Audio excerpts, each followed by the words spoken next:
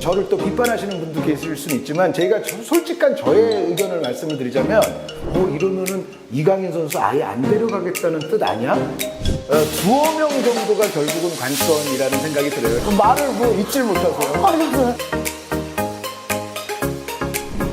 네, 월드컵이 한 달 앞으로 다가온 이 상황에서 대표팀의 윤곽이 좀 잡혔을 것 같아요. 지금 어떤 식으로 방향을 잡았는지 궁금합니다. 윤곽은 다 나와 있죠.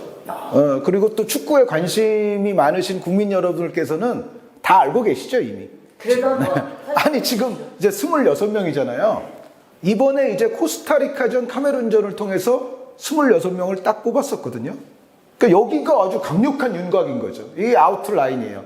그런데 여기 들어온 선수들 가운데 이제 두어 명 정도가 결국은 관건이라는 생각이 들어요. 그러니까 나머지 선수들은 사실상 거의 다 결정이 됐어요. 그러니까 사실 이렇게 말하면 뭐 예를 들어 아니 그럼 아직까지도 뭐 월드컵의 꿈을 꾸고 있는 다른 선수들도 있을 텐데 뭐 해설위원이라는 자가 저런 말을 하나 하지만 벤투 감독이 여태까지 해왔던 모든 것을 고려하면 아마 대부분의 뭐 스포츠 기자분들 뭐 축구 팬분들 대부분 다 저같이 말을 하실 거예요. 그러니까 지금 이번에 26명이 사실은 거의 유사하게 본선에 갈 26명이 되는데 제가 이제 2명 정도가 가장 이제 관건이라고 말씀드린 거는 여기에 이제 신예급이었던 양현준 선수가 있었고 양현준 선수가 특히 그 토트넘 내한 경기 할 당시에 아주 센세이션을 또 전 국민 앞에서 보여줬던 선수인데 사실은 이 선수가 그 경기들만 잘한 게 아니라 올 시즌 K리그에서 가장 괄목할 만한 영스타, 영플레이어라고 볼 수가 있거든요. 그래서 양현준 선수 이번에 뽑은 건 잘했는데 그런데 사실은 또 안타깝게도 양현준 선수도 기용은 안 했었죠. 맞아요. 벤투 감독이. 예. 그런데 그래서 사실은 요 26명 중에 양현준 선수, 이강인 선수 이 두 자리가 어떻게 될지가 결국은 문제일 것 같아요. 그런데 제가 좀 전에 말씀드릴 때 엄원상이라는 이제 이강인과는 또 다른 유형의 훌륭한 조커 카드가 있다는 말씀을 드렸었는데 엄원상 선수는 요번에 부상이었기 때문에 사실 이번 평가전을 쉬었거든요. 근데 부상만 아니라면 제가 봤을 땐 들어올 선수예요. 거의 뭐 100% 들어올 겁니다. 그러면 아마 여기서는 안타깝게도 만약에 이번 평가전에 써봤으면 모르겠지만 쓰질 않았기 때문에 양현준 선수의 탈락은 좀 유력해 보이죠. 그러니까 뭐 대표팀 자체를 이번에 처음 와봤던 선수인데 또 실질적으로 기용도 되지를 않았으니까 사실은 양현준 선수가 본선까지 간다라는 생각은 좀 하기가 어렵잖아요. 그러면은 엄원상 선수가 양현준 선수 자리에 일단 들어온다고 가정을 할 수 있죠. 자, 그러면 이제 결국은 아까 그 잡음 말씀하신 그 한 선수가 남는 거예요. 이강인 선수가 본선에 갈 수 있느냐 아니면 다른 선수가 들어올 것이냐. 저는 그 윤곽이라는 거는 사실은 이미 이번 카메룬전 코스타리카전으로 다 나와 있는 거고 거기서 양현준 선수 자리는 엄원상 선수로 대체될 것이 매우 유력하고 문제는 벤투 감독이 이강인 선수를 포함을 시킬 거냐 안 시킬 거냐. 그게 저는 관건일 것 같아요. 참. 말을 뭐 잊질 못하세요. 진짜 선수들을 보면은 어찌됐건 간에 이 큰 경기를 나간다는 게 굉장히 본인한테는 중요하기도 하고 네. 하지만 참 그게 있거든요. 좀 선수들 입장에서는 이렇게 유니폼을 입었다가 벗는 그 순간이 좀 버림받았다는 생각도 들 수도 있고 좀. 근데 제가 여기서는 약간 이거는 뭐 모르겠어요. 저를 또 비판하시는 분도 계실 수는 있지만 제가 솔직한 저의 의견을 말씀을 드리자면 저는 26명이나 이번에 엔트리가 좀 늘었잖아요. 원래는 23명인데 또 코로나 팬데믹 거치면서 이제 26명이 됐는데 26명이라면 저는 아까 말씀드렸던 이제 엄원상 선수는 이제 들어오더라도 이강인 선수는 그냥 요번에 뽑았던 대로 그대로 둬서 같이 카타르에 갔으면 좋겠어요. 그러니까 그거는 왜 그러냐면은 벤투 감독이 이제 우리나라에 얼마나 더 있을지는 알 수 없고 사실상 계약은 이제 월드컵이 끝나면은 이제 계약은 종료가 되지 않습니까? 네.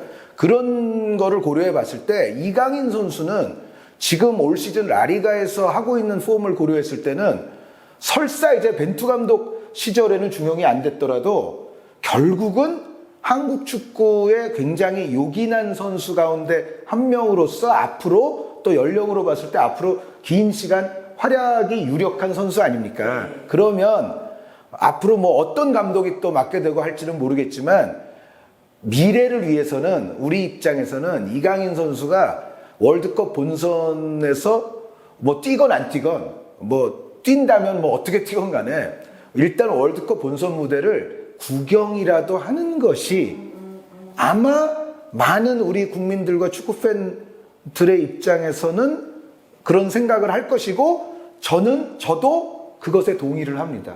그러니까 저는 이강인 선수를 그래도 엔트리에서 제외시키지는 말고 카타르로 데려갔으면 하는 바람이 있고 그렇게 되면은 뭐 이번에 26명 그 테두리에서 그냥 거의 다 간다고 보면 되거든요.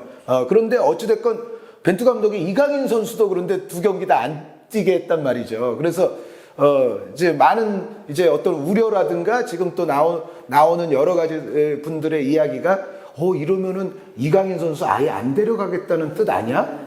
뭐 그런 얘기가 뭐 충분히 돌아다닐 수가 있어요. 그런데 그리고 그 자리가 그러면은 이제 어떤 선수에게 가느냐? 사실은 또 벤투 감독이 자주 뽑아왔던 선수가 없는 게 아니거든요. 그 자리에 들어올 만한 또 선수들은 있긴 있어요. 그래서 과연 이제 이강인 선수에 대한 취사 선택 여부를 벤투 감독이 어떻게 이제 선택을 하느냐가 아마 그 26명의 최대의 관심사가 아닐까. 그리고 아마 이번 엔트리에서 이제 부상으로 못 나왔지만 조현우 골키퍼는 들어올 겁니다. 조현우 골키퍼가 요번에 엄원상 선수처럼 이제 부상으로 빠졌던 선수 가운데 한 명인데 조현우 골키퍼는 3명 골키퍼 안에는 틀림없이 이제 들어올 거라서 뭐 그거는 많은 국민들이 또 그렇게 예상을 하고 계시고요. 그런데 어쨌든 궁극적인 거는 이강인 선수가 카타르에 가느냐 안 가느냐 그 문제일 것 같아요. 그런데 저는 여기서 이제 벤투 감독의 이런 우려를 조금 할 수는 있거든요. 이번에 그렇게 이강인 선수 연호하는 사람들의 모습을 벤투 감독도 직접 체험을 했고 그러면은 근데 요번에 이제 패턴을 보면 여전히 벤투 감독은 이강인 선수를 그렇게 중히 쓸 것 같지는 일단 않고 그렇지는 않고 그러면 만약에 혹시 카타르를 가서도 그런 문제 때문에 여러 가지 소리가 나오고 잡음이 나오고 이거는 벤투 감독이 원치 않는 일일 수가 있잖아요. 그렇죠. 스트레스죠. 네, 스트레스가 돼요. 굉장히 팀 전체로 봐도 스트레스가 되고 지도자에게도 스트레스가 되고 잘못 그 스트레스가 이전이 되면 다른 선수들에게까지도 스트레스가 될 수 있거든요. 월드컵에서 우리가 총력을 다해도 들똥말똥한데 이제 그런 문제가 생기면 곤란하죠. 벤투 감독이 만약에 그거를 우려를 하면 모르겠어요. 이강인 선수를 정말 제외시킬 가능성도 뭐 조금은 있지 않나라는 생각은 드는데 저는 그래서 아까 말씀드린 것처럼 부디 한 달 조금 더 남았잖아요, 지금. 자, 모든 당사자들이 마음을 좀 푸근히 가지고 조금 더 여유 있는 자세를 가지고 조금 더 융통성 있게 바라보고 그래서 좀 평화롭게 잘 화합해서 저는 웬만하면 이강인 선수를 엔트리에 포함시켜서 가고 그리고 거기서 뭐 기용을 어떻게 하든지 간에 그때는 또 주변에서도 그냥 웬만하면 다 가만히 좀 있고 우리가 일단 월드컵을 잘하는 게 중요하지 않습니까? 이제 그래서 모든 그런 뭐 당사자들뿐만 아니라 주변까지도 좀 평화롭게 우리가 좀 했으면 좋겠다. 저는 그런 바람을 강하게 갖고 있지만 이게 이제 어떻게 될지. 그러니까 어쨌든 그 질문의 요지인 그 26명의 윤곽은 조현우 엄원상은 이제 돌아온다. 그리고 양현준 선수는 좀 어렵지 않을까. 그리고 문제는 결국 그 하나에 남는 문제는 이강인의 포함 여부다. 그렇게 정리가 됩니다.